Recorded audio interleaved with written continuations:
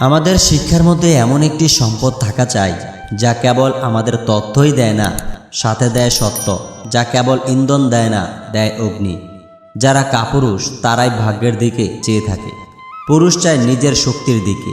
তোমার বাহু, তোমার মাথা তোমাকে টেনে তুলবে, তোমার কপাল নয়। আপনার শত্রু দমন হলে খুশি হওয়ার কোনো কারণ নেই, বরং শত্রু তৈরির কারণটি দমন হলে আপনি খুশি হতে পারেন।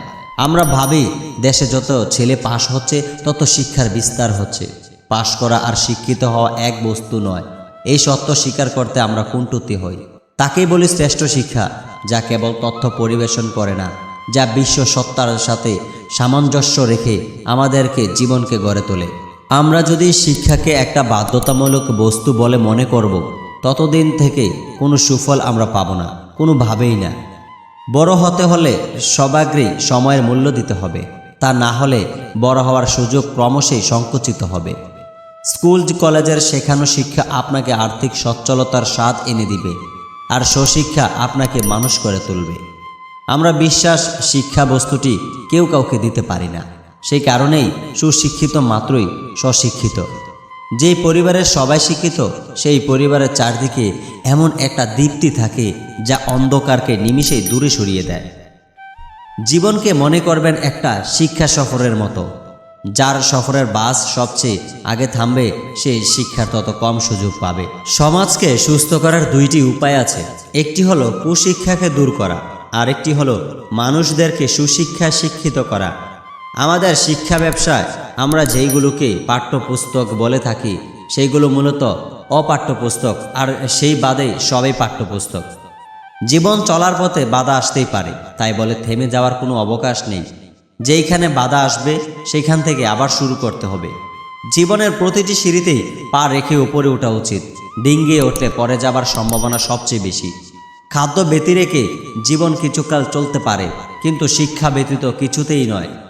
নিজেকে কখনোই সেই নুড়ি পাথরের মতো করবেন না, যা জল তরঙ্গে ভেসে চলে যায়। বরং নিজেকে অনড় করে পাথর গড়ে তুলুন। কখনোই ভেঙে পড়ো না। পৃথিবীর যা কিছু হারিয়ে যায়, অন্য কোনো না কোনো রূপে সেটি ঠিকই আবার ফিরে আসে আপনার জীবনে। জীবনের কোনো পর্যায়ে হাল ছেড়ে দিও না।